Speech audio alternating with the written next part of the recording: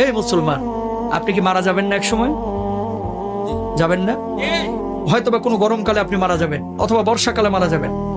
যেদিন আপনি মারা যাবেন, রূহটা যখন কবজ হবে, দেখবেন অনেক মানুষ ফেল ফেলায় তাকায় থাকে, কথা বলতে পারে না। আপনি মনে করেন যে তার এখন পিপাসা লাগছে, কারণ রূহ কবজ শুরু হয়ে গেছে ভিতরে।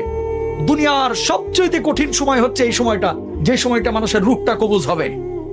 তখন আপনি যে এই যে মুখে পানিটা ঢেলে দেন, দেখবেন যে পানিটা গিলতে পর্যন্ত পারে না, ঠোঁটের দুই কিনারা দিয়ে ওই পানিটা বের হয়ে যায়। আল্লাহু আকবার।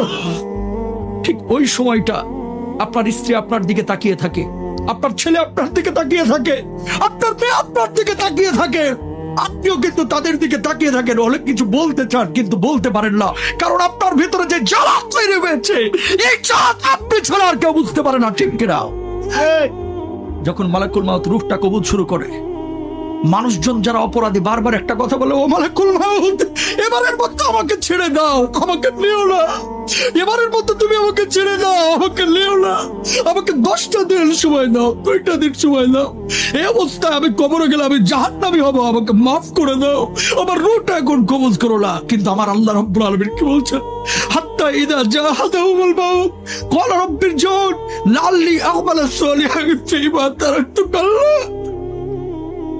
আমার আল্লাহ রাব্বুল আলামিন বলছেন, এই দুনিয়ার মানুষ, তোর কি আমি 60 বছরের জীবন দেই নাই? তোর কি আমি 40 বছরের জীবন দেই নাই? তুই কেন তখন বুঝলি না? কেন সৎ কাজ করলি না? কেন তওবা করলি না? ও মুসলমান, এই রূহ কবজের সময় কষ্ট যন্ত্রণা আপনার আমার হবে না, এই গ্যারান্টি আপনারা দিয়েছে কে? যন্ত্রণা। আল্লাহর নবীর যখন রূহটা কবজ করা হচ্ছে, নবীজির কপালটা বারবার ঘেমে যাচ্ছে। আমাদের আয়েশা বলতেছেন, ইয়া রাসূলুল্লাহ, আপনার কপালটা ঘেমে যাচ্ছে কেন? আল্লাহর নবী বলছে, আয়েশা, আমার বুকের উপরে যেন উহুদ পাহাড়টা চেপে ধরা হয়েছে। আল্লাহু আকবার। আল্লাহর নবীর যদি এই অবস্থা হয়, আপনার আবার অবস্থাটা কি হতে পারে আপনি জানেন না? এই বাড়ি যাবে না আপনার সঙ্গে, গাড়ি যাবে না, কিচ্ছু যাবে না। আপনি মারা যাবেন, ব্লেড দিয়ে আপনার জামা কাপড়গুলো কেটে খাটিয়ার উপরে আপনাকে রেখে, সন্তান সন্ততি বা আত্মীয় স্বজন বন্ধু বান্ধব ঘর থেকে লাশটা বাইর করে ওই বারান্দায় রেখে দেবে অথবা উঠানে রেখে দেবে। আপনার নাম ছিল আব্দুল কুদ্দুস, আব্দুর রহিম, সালমান, সাদমান, কত ভালো ভালো নাম। এখন কেউ আপনাকে নাম ধরে ডাকবে না, এখন আপনার নাম হয়ে গেছে লাশ। আপনার নাম কি? ওই মুয়াজ্জিন সাহেব মাইকের কাছে ঘোষণা দিবে, সেদিন আপনার নামের শুরুতে একটা ডিগ্রি লেগে যাবে, ডিগ্রি। সেদিন আপনাকে আর বলবেন আব্দুস সালাম সাহেব দুনিয়া থেকে বিদায় নিয়েছে, বরং বলবে মরহুম আব্দুস সামাদ আজকে দুনিয়া থেকে বিদায় নিয়েছে। ও মুসলমান, খাটিয়া যখন নিয়ে যাবে, সন্তানগুলোকে বলবে, ও সন্তান, তোর জন্য কি আমি বাড়ি করেছি না? তোর জন্য কি আমি 30 বছর 60 বছর কষ্ট করেছি না? ও প্রাণের সন্তান, খবরদার আমারে কবরে একা রাখিস না, একা রাখিস না, একা রাখিস না। ওই সন্তানগুলো কবরের মধ্যে নামবে, বাবাকে যখন শুইয়ে দিবে, সন্তানগুলো একজন করে যখন উঠে যাবে, বাবা বলবে, ও সন্তান, তোর জন্য আমার জীবনের 30টা বছর শেষ করে দিয়েছি, ও সন্তান প্লিজ আমার একা রেখে যাস না, আমি থাকতে পারবো না, আমি থাকতে পারবো না। একজন করে উঠে যাবে। বাঁশগুলো যখন কবরের উপরে দেওয়া হবে, আপনি আকাশের দিকে তাকিয়ে থাকবেন কিন্তু কথা বলতে পারবেন না। বুক ফাটা আর্তনাদ, কলিজা ফাটা কান্না। সেদিন আপনি কাঁদবেন কিন্তু কেউ শুনবে না। সন্তান একজন করে উঠে যাবে। বাঁশগুলো যখন একটার পর একটা দেওয়া হবে, একটু আলো কবরের মধ্যে ঢুকবে, আপনি চিৎকার করবেন, ও সন্তান প্লিজ আমাকে রেখে যাস না, আমি অন্ধকার বড় ভয় পাই, আমি অন্ধকার বড় ভয় পাই রে, এইভাবে আমাকে রাখিস না। কিন্তু সন্তান শুনবে না, উঠে যাবে।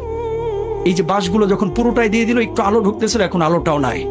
বাঁশের উপরে চাটাই দেওয়া হলো, এখন ঘুটঘুটে অন্ধকার। পাশ দিয়ে যদি একটা সাপও হেঁটে যায়, আপনি টের পাবেন না, এমন অন্ধকার। মানুষ যখন মাটিগুলো দেবে, ধিপধাপ আওয়াজ হবে, মাটি দেওয়া হয়ে যাবে, মানুষ চলে যাবে। যখন দেখবে যে সন্তান একা থুয়ে, আপনার ভাই একা থুয়ে, আপনার বাবা একা থুয়ে, আপনার অন্যান্য আত্মীয়রা একা থুয়ে আপনাকে থুয়ে কবরে চলে যাচ্ছে, পায়ের আওয়াজ আপনি শুনতে পাবেন।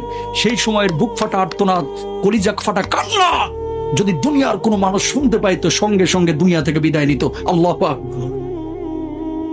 মানুষ দুনিয়া ধরতো না, তাহলে পাগল হয়ে যাইতো। হাজার ওয়াজ দরকার নাই মুসলমান, এরকম দুই একটা জিনিস একটু মেনে নেন, জীবন পরিবর্তন হয়ে যাবে, ঠিক কিনা? ওয়াজ তো জীবনে বহুত শুনেন, আমি অত ভালো বক্তা না, কিন্তু একটা উপদেশ দিলাম, খালি আখিরাতটাকে প্রাধান্য দেন, দুনিয়ার জন্য এত পাগল হয়েন না। মেনে নিলাম আপনি রাষ্ট্রপতি হয়েছেন, আপনি প্রেসিডেন্ট হয়েছেন, বাংলাদেশের জনক হয়েছেন, বাংলাদেশের মালিক আপনি হয়েছেন, আল্লাহরে আপনি পান নাই, কোনো লাভ আছে? কথা কয় না।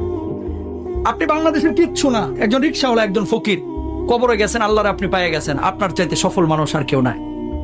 কথা বলেন। সুতরাং দুনিয়ার সব কিছু পাইলেন কিন্তু আল্লাহরে পাইলেন না, কিচ্ছু লাভ নাই। দুনিয়ার কিচ্ছু পাইলেন না কিন্তু আল্লাহরে পেয়ে গেছেন, আপনি দুনিয়ার বুকে সবচাইতে বড় সফল। ঠিক কিনা ভাইরা আমার?